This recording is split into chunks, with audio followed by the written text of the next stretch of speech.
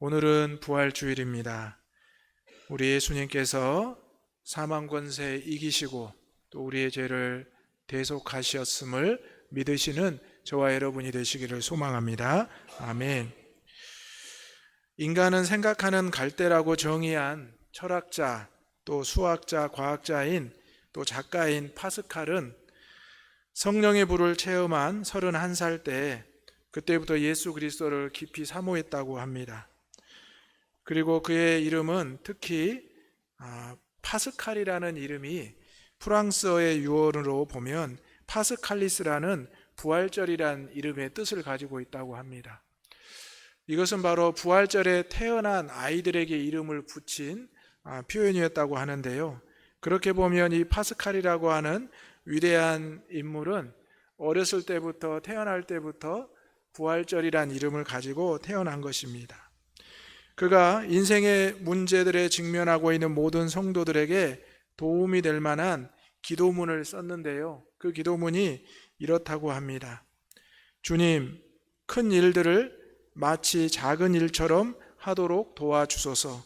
제가 주님의 능력으로 그 일들을 하기 때문입니다.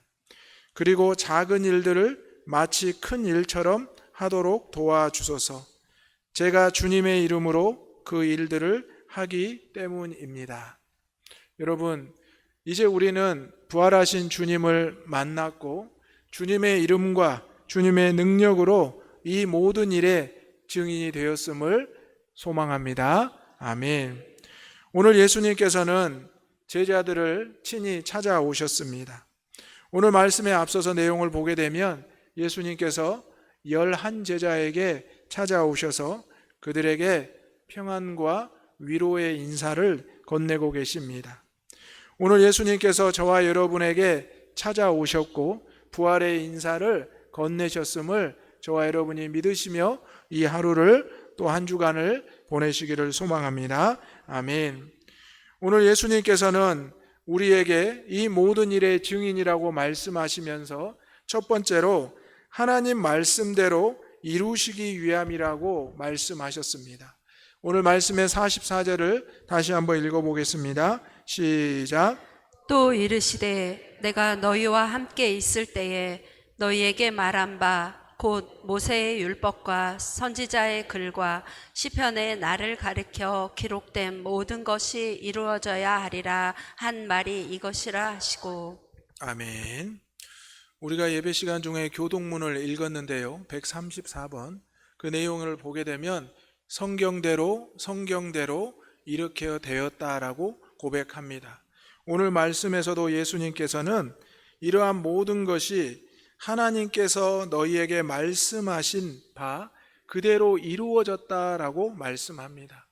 예수님의 탄생과 예수님의 순환과 죽음, 예수님의 부활이 바로 성경에 기록된 대로 하나님의 말씀대로 이루어졌노라라고 고백하고 계시는 것입니다. 구체적으로 보면 이제 모세의 율법과 선지자의 글과 시편에 예수님에 대한 이야기가 있다고 말합니다. 우리도 분명히 알고 있습니다. 그래서 우리가 구약은 오실 예수님에 대한 이야기이고 신약은 오신 예수님에 대한 이야기라고 말씀합니다.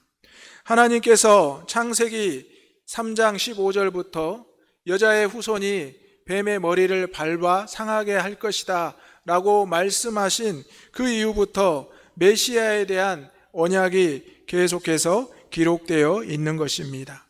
특별히 시편에는 예수님의 순환과 죽음, 또 예수님께서 십자가에서 흘리신 그 보혈과 모든 것이 기록되어 있습니다. 오늘 예수님께서는 제자들에게 찾아오셨습니다. 그리고 제자들에게 자신의 음성을 들려주셨고 얼굴을 보여주셨습니다. 하지만 제자들은 우리가 잘 아는 대로 예수님을 부인하고 부정하며 또 예수님 앞에서 도망쳤습니다. 그래서 그들은 예수님이 찾아왔지만 온전히 믿지 못하고 두려워하며 근심했다라고 성경에 기록되어 있습니다. 그때 예수님께서는 평강의 인사를 건네면서 그들에게 손을 내미셨습니다. 그리고 그 손을 만져보게 하시고 못자국을 확인시켜 주셨습니다. 그리고 그들의 손을 자신의 옆구리에 넣어서 창자국을 만지게 하셨습니다. 그러자 그들은 너무나 기뻤습니다. 과연 우리 예수님께서 말씀대로 죽으셨지만 살아나셨구나라고 너무나 감격했습니다. 그리고 나서 이제 오늘 예수님께서 말씀하시는 내용입니다. 사랑하는 제자들아, 이 모든 것이 하나님의 말씀대로, 특히 모세의 율법과 또 선지자의 글과 시편에 기록된 대로 이렇게 되지 않았느냐 라면서 친히 말씀하시는 겁니다. 오늘 저와 여러분도 예수님의 제자처럼 이 자리에 나와 있습니다. 그리고 우리는 예수님의 말씀을 다시 한번 듣고 묵상하며 부활하신 예수님의 모든 모습이 하나님의 말씀대로, 즉 성경대로 이루어졌다는 것을 다시 한번 확인하고 있는 것입니다. 그런데 제자들에게 이런 부족하고 연약함이 있어서 아직은 불신앙으로 자리 잡고 있는 것을 보게 됩니다. 그러면 여러분, 이 불신앙으로 매여 있는 제자들을 예수님께서 어떻게 하셔야 될까요? 당연히 심판을 해야 될까요? 벌을 내리셔야 될까요? 그런데 예수님께서는 그들을 위로하시고 권면하시고 감싸 안아 주십니다. 괜찮다, 괜찮다. 내가 너희들에게 다시 오지 않았느냐? 내가 말한 대로 너희와 함께 하지 않느냐? 라면서 그들의 마음에 평안함을 주고 있습니다. 우리가 지난 사순절을 잘 보내겠노라고 다짐했고, 특별히 지난 한 주간, 고난주간을 더 깊은 묵상으로 보내겠다고 다짐했지만, 시간이 지나면서 우리의 연약한 모습, 또 어느 순간 주님의 십자가에서 시선을 돌리고 주님의 고통의 현장에서 떠나 있었던 우리의 모습을 기억합니다. 그럼에도 오늘 예수님께서는 부활의 주님으로 우리에게 찾아오셨습니다. 이 놀라운 은혜를 저와 여러분이 목격하고 그 손을 만지고 옆구리의 창자국을 확인할 수 있기를 소망합니다. 아멘. 오늘 예수님께서 이렇게 말씀하시면서 제자들을 불신앙에서 이제는 참 신앙으로, 순종의 신앙으로 바꾸어 주십니다. 예수님은 고난당하셨고 죽으셨지만 부활하셨습니다. 그렇다면 제자들은, 저와 여러분은 이제 그 모습을 보고 회개하고 구원의 자녀로 거듭나야 될 줄로 믿습니다. 오늘 예수님께서 이 부활은 하나님의 말씀으로 시작되어 하나님의 말씀으로 완성된 것임을 우리에게 말씀합니다. 오늘 많은 나라와 많은 교회에서 이 부활절을 지키고 있습니다. 오늘 아침에 뉴스를 보니 러시아와 우크라이나 전쟁도 이 부활절의 기간에 잠시 휴전을 한다고 합니다. 전 세계 많은 이들에게 평화와 위로, 하나님의 은혜가 전해지는 날이라는 것입니다. 오늘 우리는 이 부활절의 감격과 은혜가 우리에게만 있는 것이 아니라 우리를 통하여 이 땅에 또 어려움을 겪고 있는 많은 이들에게 전해질 수 있는 축복의 통로가 되기를 간절히 소망합니다. 그리고 이 모든 것이 하나님의 말씀대로, 성경대로 이루어졌음을 분명히 믿으시기를 소망합니다. 아멘. 두 번째로 우리는 부활의 증인이 되기 위해서 이젠 우리에게 제자의 사명을 당부하고 계십니다. 47절과 48절의 말씀 읽어보겠습니다. 시작. 또 그의 이름으로 죄사함을 받게 하는 회개가 예루살렘에서 시작하여 모든 족속에게 전파될 것이 기록되었으니 너희는 이 모든 일의 증인이라. 아멘. 예수님께서는 두려움과 근심, 또 기쁨과 감격으로 바뀐 제자들에게 계속해서 말씀하십니다. 그리고 그들에게 마음을 열어 성경을 깨닫게 하셨습니다. 그리고 다시 한번 예수님이 메시아임을 고백하십니다. 오늘 말씀에 보면 이렇게 그의 이름으로 죄사함을 받게 하는 회개라고 말씀합니다. 여러분, 회개와 후회의 차이점은 무엇입니까? 회개는 바로 예수님의 이름으로 죄사함에 이르는 고백입니다. 그런데 후회는 그저 자신의 삶을 돌아보고 반성하는 데 그치는 것입니다. 대표적으로 비교하자면 회개는 바울의 회개를 들 수 있습니다. 바울은 다메섹 도상에서 예수님의 음성을 듣고 예수님을 만났습니다. 그리고 자신의 삶을 철저히 회개하며 예수님을 구주로 영접했습니다. 그리고 평생 주의 사도로 살았습니다. 후회했던 사람은 가룟 유다입니다. 그는 예수님을 은 30개 팔고 그것을 후회하여 그것을 돌려주려고 했지만 그들이 받지 않자 은 30개를 던지고 목숨을 끊었습니다. 그것은 회개가 아니라 후회의 죽음이었습니다.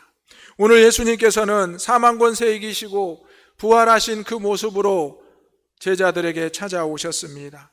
사실 제자들도 지금 후회하고 있었던 모습일 수도 있습니다. 거기에 멈출 수도 있었지만 우리 예수님께서 그들에게 찾아가셨습니다.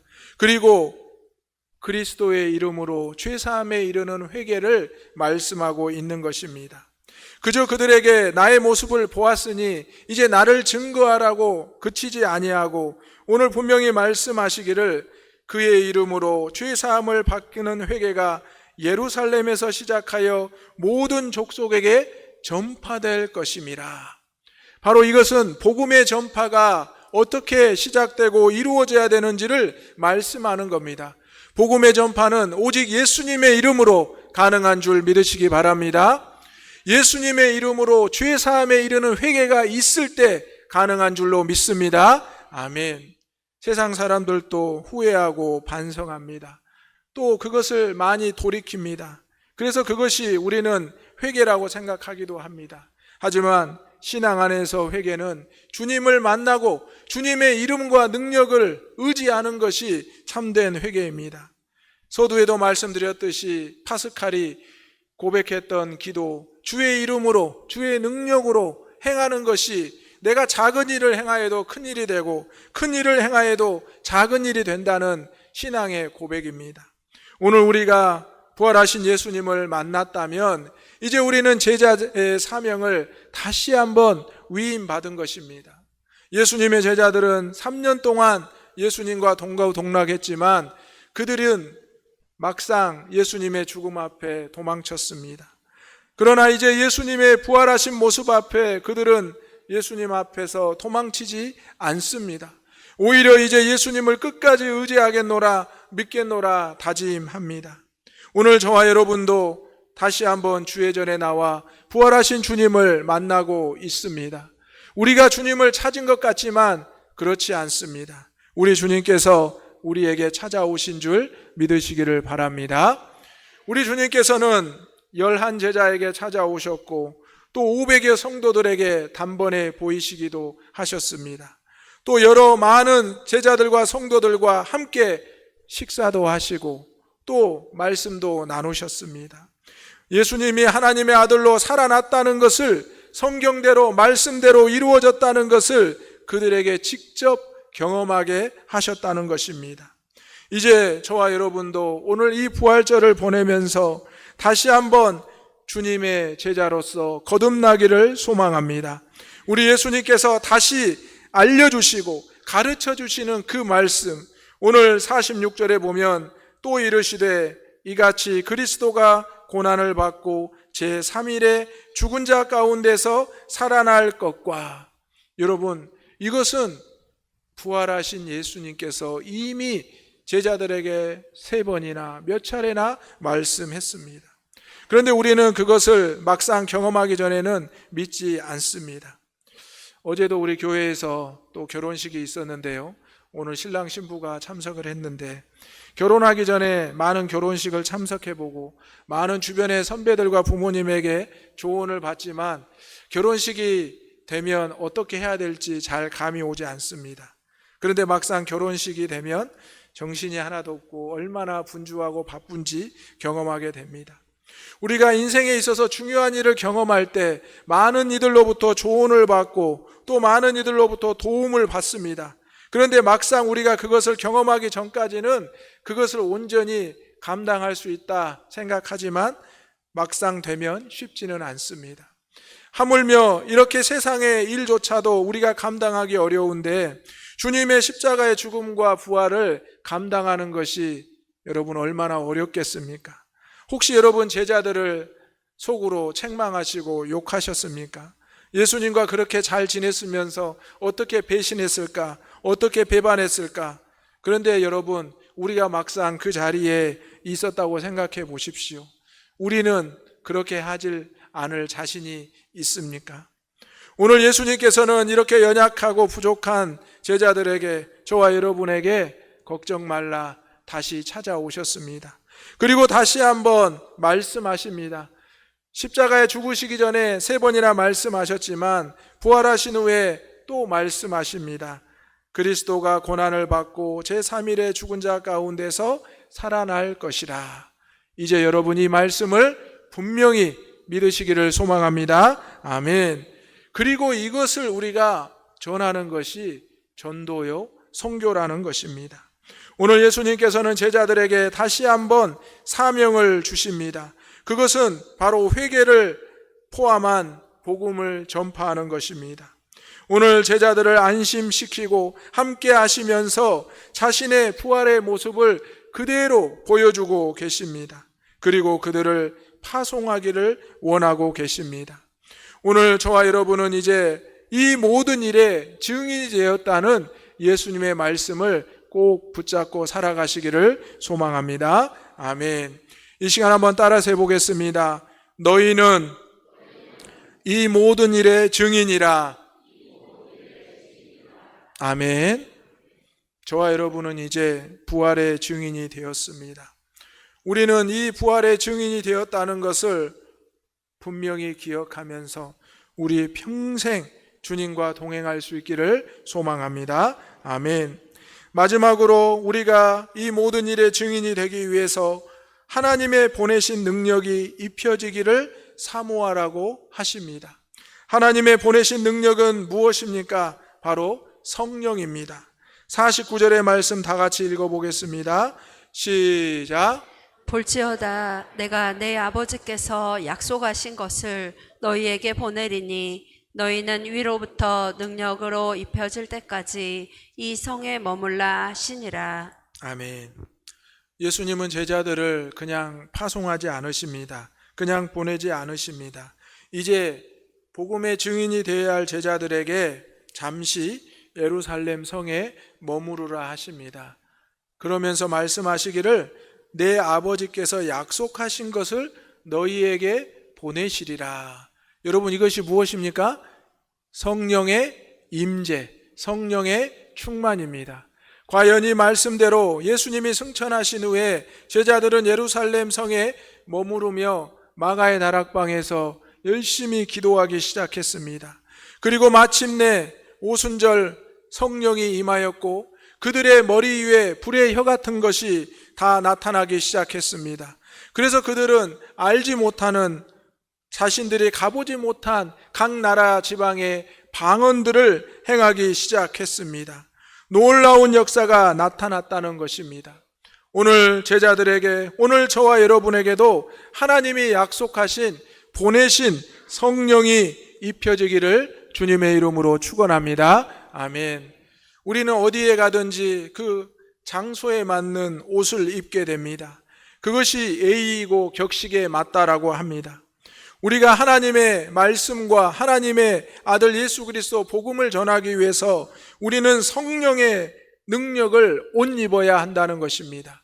그것은 누가 입혀주시는 것입니까? 바로 하나님께서 우리에게 입혀주는 것입니다.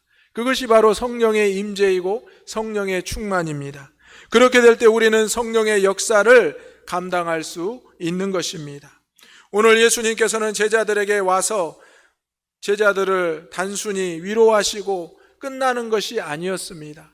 앞으로 제자들이 어떻게 살아가야 될지, 앞으로 제자들이 어떻게 복음을 전해야 될지, 무슨 힘을 얻어야 할지를 말씀하고 있는 것입니다. 오늘 저와 여러분 이 부활의 아침에 이 자리에 나와서 다시 한번 주님의 말씀대로 또 하나님의 약속대로 성령의 임재와 충만을 받을 수 있기를 소망합니다.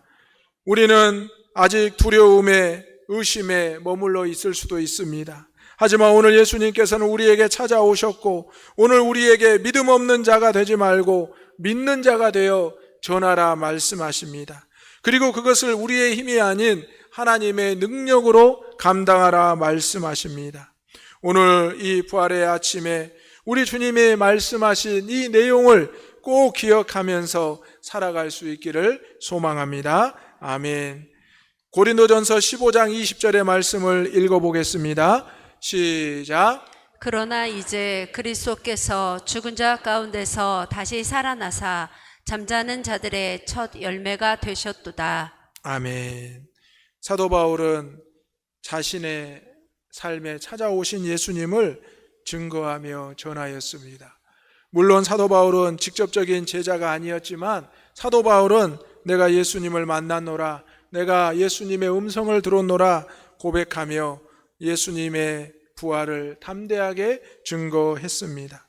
저와 여러분도 사도 바울처럼 예수님의 제자들처럼 복음을, 부활을 담대하게 전할 수 있는 죽은 자 가운데서 잠자는 자들의 첫 열매가 되신 예수님을 증거할 수 있는 저와 여러분이 되시기를 주님의 이름으로 축원합니다. 아멘. 기도하겠습니다. 아버지 하나님, 하나님의 말씀대로 예수님을 보내주시고 또 예수님은 하나님의 말씀대로 십자가에 달려 죽으시고 3일 만에 부활하셨습니다. 이제 우리에게 찾아오셔서 다시 한번 제자의 사명을 당부하시고 이제 하나님의 뜻대로 살아가기를 원하십니다. 그 가운데 하나님의 보내시는 능력, 성령을 입기를 원하셨습니다. 아버지 하나님, 우리에게 성령의 임재와 충만을 허락하여 주옵소서. 사모하며 살게 하여 주옵소서. 예수님의 이름으로 기도하옵나이다. 아멘.